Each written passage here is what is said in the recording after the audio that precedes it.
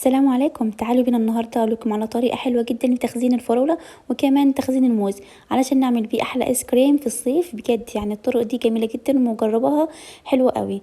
طبعا هنجيب الفراوله بتاعتنا وبعد كده تغسليها كويس. اهم حاجه هتشطفيها مره واتنين وتلاته لحد ما تنضف معاكي وتبقى ميتها نظيفه، وتطلعي منيها طبعا الرمله بتاعتها تماما كده. تمام. طبعا هتغسليها كويس مرتين تلاته زي ما اتفقنا وهتصفيها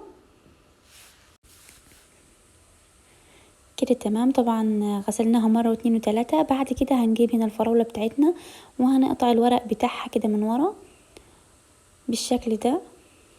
طبعا الفراولة ليها طريقتين.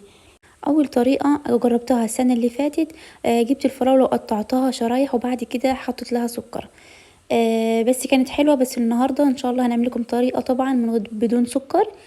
مش عايزاها تطرى معايا في الفريزر، طبعا السكر بيخليها تطرى معاكي في الفريزر. هنقطعها كده بالشكل ده.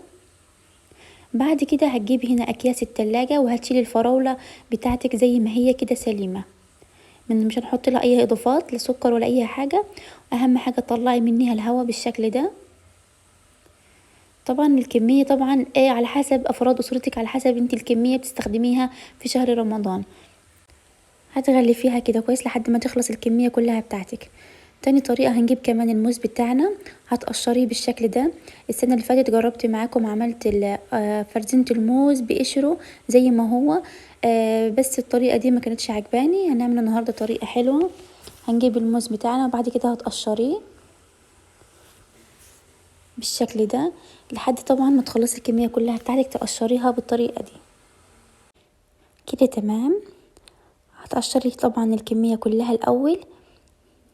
طبعا وفضل تنقي الموز بتاعك يبقى حلو سليم، ما تجيبوش طري. بعد كده هنجيب هنا الموز بتاعنا وهتقطعيه شرايح بالشكل ده. هتقطعي الكمية كلها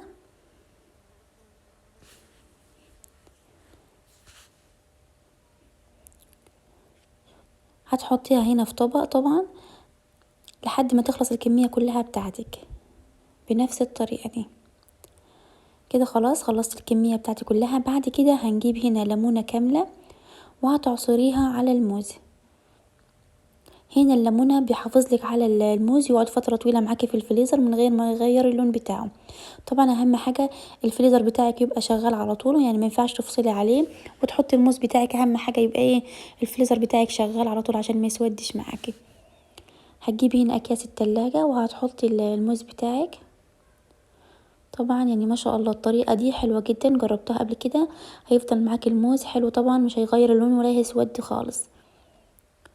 لو حابة تحطي الموز بقشره براحتك برضو، يعني دي طريقة تانية وبرضو حلوة هتنفع معاكي. بس الطريقة دي عجبتني جدا ونعمل بها المهلبية في رمضان وهنعمل بيها ان شاء الله ايس كريم. ايس كريم موز بجد يعني حلوة جدا.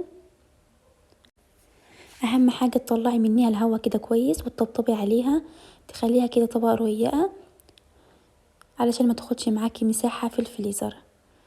نفس فكرة الفراولة برضو تطبطبي عليها وتخليها كده السمك بتاعها رفيع، وتحطيهم فوق بعضيهم كده. خلاص طبعا خلصنا التفريزات بتاعتنا. اتمنى الفيديو يكون عجبكم. لايك واشتراك في القناة وفعلوا زر الاشتراك علشان توصلكم. يلا باي.